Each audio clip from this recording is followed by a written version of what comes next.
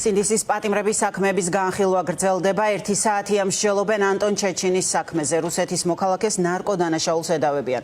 დღეს ბრალდებულის ადვოკატი დასკვნით სიტყვას წარადგენს. ამ წუთებში კი სინდისის 8 პატიმრის საქმის განხილვა უნდა დაიწყოს. განაჩენის გამოტანამდე ამ საქმეზე რამდენიმე დღეა დარჩენილი. საბოლოო გადაწყვეტილებას მოსამართლე 1 სექტემბერს იტყვის.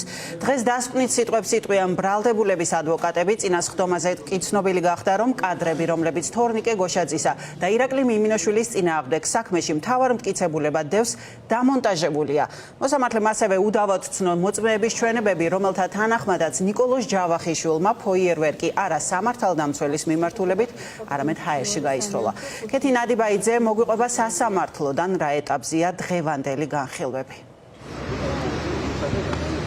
დავწყებ ანტონ ჩეჩინის საქმით, რომელიც უკვე დაწყებულია და დაახლოებით 1 საათია ბრალდებულის ადვოკატი მოსამართლე ჯებენ აჭყებიას მიმართავს დასკვნითი სიტყვით. ის ხაზს უსვამს ამ საქმესთან დაკავშირებითაც, რომ არ არსებობს ნეიტრალური მტკიცებულება. მე საზოგადოებას შევახსენებ, რომ სწორედ ამ არგუმენტს და ნეიტრალური მტკიცებულების არ არსებობას დააყრდნო თბილისის საქალაქო სასამართლომ ნარკოდანაშაულისთვის ბრალდებული ორი პირის, თედო აბრამოვის და გიორგი ახობაძის საქმეები. ისინი გაამართლეს ხტომათა დარბაზიდან გაუშვა და ამ წუთებში სწორედ ანტონ ჩეჩინის ინტერესების დამცველი ჯებენ აჭყებიას დარწმუნებას ცდილობს იმაში, რომ იგივე გარემოებებია ამ საქმესთან მიმართებაშიც და რამდენიმე დღეში, როდესაც ის განაჩენს გამოაცხადებს, ანტონ ჩეჩინის ხტომათა დარბაზიდან უნდა გათავისუფლდეს. თუმცა ადვოკატმა მედიას განგვიცხადა, რომ არ გამორიცხავს სასამართლომ ნეიტრალურ მოწმედ ჩათვალოს თარჯიმანი, რომელიც დაკავების ადგილზე მიიყვანა თავად პოლიციამ და ის ხაზს უსვამს, როგორც ჩვენთან ინტერვიუში, ასევე ხტომათა დარბაზშიც, რატომ არ უნდა ჩაითვალოს თარჯიმანი ნეიტრალურ მოწმედ, რომ ის არის პოლიციის მიერ დაქირავებული პირი, რომელიც ჩხრეკა დაკავების ადგილზე მიიყვანა თავად პოლიცია. არ არსებობს რაიმე სახის სამართლებრივი საფუძველი იმისთვის, რომ ანტონ ჩეჩინის მიმართ სასამართლომ გამოიტანოს გამოტყუნებელი განაჩენი. ბრალდების მხარის ვერსია თავდაპირველად ცხადი იყო და მათ შორის დასკვნის სიტყვაშიც გაჟღერდა, რომ თითქოს თარჯიმანი შეიძლება იყოს ნეიტრალური პირი, თუმცა აღნიშნულთან დაკავშირებით თავად შორენა ტაბატაძის, ანუ ამ ქალბატონის თარჯიმანის ჩვენება ცხადყოფს, რომ რეალურად ეს პიროვნება ვერ ჩაითვლება რაიმე სახის ნეიტრალურ პირად. საუბარი არის იმაზე, რომ 2019 წლიდან ეს ქალბატონი თანამშრომლობს სხვადასხვა საგამოძიებო უწყებებთან და ჩვენს მიერ დასმულ კითხვაზე განმარტა, რომ იცნობს ცენტრალური კრიმინალური პოლიციის თითქმის ყველა გამომძიებელს, თითქმის ყველა დეტექტივს და ყველა მათგანთან არაერთხელ მიუღია მონაწილეობა სხვადასხვა საგამოძიებო თუ საპროცესო მოქმედებებში თითქმის ყოველდღიურად. თარჯიმანი ხელფას იღებს კონკრეტული სათარჯინო ბიუროდან, რომელიც დაახლოებით 2018 თუ 2017 წლიდან დღემდე ეს კომპანია არის ტენდერებში მუდმივად იმარჯვებს და დაახლოებით არა ზუსტად 1,5 მილიონ ლარი აქვს აღებული ბოლო 6 წლის განმავლობაში ამ კომპანიას სახელმწიფოსგან. აქციებში მონაწილეობის გამო რჩიან და ახლა შეუძლიათ ამას თავიდან შეშობენ, რომ ზოგს გამოუშვებდნენ და ზოგს არა.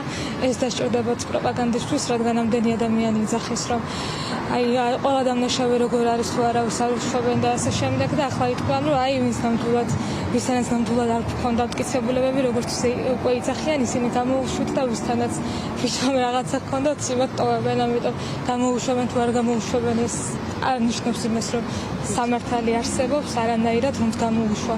ამას ეს არ ნიშნავს, რადგან ვიცით, რომ უამრავი უდანაშაულო ადამიანი დატოვეს პატიმრობაში.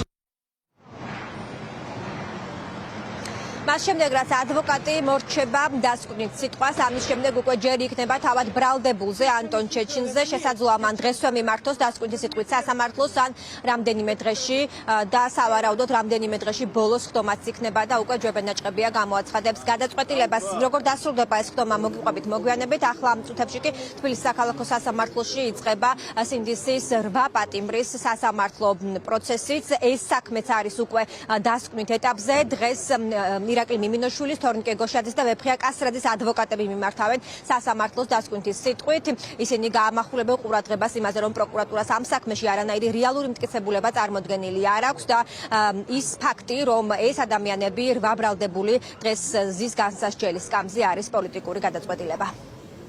დაცვის მხარეს დღეს ყურადღებას გავამახვილებთ იმ ვიდეო მასალაზე, რომელიც საქმეშია წარდგენილი და ეს არის მხოლოდ და მხოლოდ ერთადერთი მტკიცებულება პროკურატურის მხრიდან, რომლითაც ვერ დგინდება ვერანაირი დანაშაულებული ქმედება.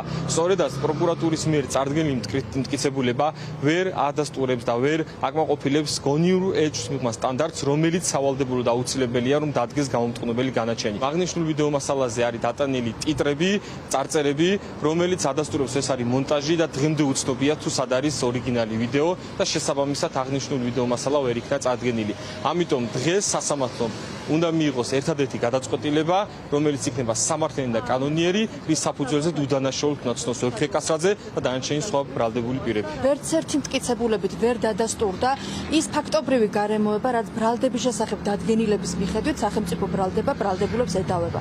აქედან გამომდინარე ვფიქრობ, რომ მოწმეების დაკითხვა ძალიან მნიშვნელოვანი აღმოჩნდა, ვინაიდან არც ერთი მოწმე, არც ერთი დაზარალებული არ მიუთითებს და სახეზე არ გვაქვს ქმედება და ზიანთა მიმართებაში მიზეზ შედეგობრივი კავშირი, რაც სამართლებრივად აბსურდულ ფაქტორს წარმოადგენს, ვინაიდან აღნიშნული არაფრით არ დასტურდება, რომ მოცემულმა ბრალდებულმა პირებმა ჩემი დაცვის ქვეშ ყოფები მოგეხსენებათ არიან თორნიკე გოშაძე და ირაკლი მიმინოშვილი, რომ მათმა ქმედებამ გამოიწვია რაიმე ზიანი. დღეს დაცვის მხარეს იტყვის თავის დასკვნითი სიტყვაში დაასაბუთებს ყველა ის გარემოება, რასაც 9 თვის განმავლობაში ბრალდების მხარემ ევალებოდა და ვერ შეასრულა და ვერ დაადასტურა წარდგენილი ბრალდება, უშუალოდ ჩემ დაცვის ქვეშ მყოფს ედავებიან ჯგუფურ ძალადობაში მონაწილეობას, რაც უნდა იყოს შესაბამისი აუცილებელი კომპონენტების სახეზე და დღეს ზუსტად ამაზე გავამახვილეთ ყურადღება, რომ ეს კომპონენტები რადომ არ არის სახეზე, ბუნებრივია ამას დავასაბუთებ, როგორც სასამართლო პრაქტიკიდან გამომდინარე, ამავდროულად უზენაეს სასამართლოს პრაქტიკიდან გამომდინარე, ასევე საქმეში არსებული მტკიცებულებების დეტალური შეფასებისა და ანალიზის საფუძველზე.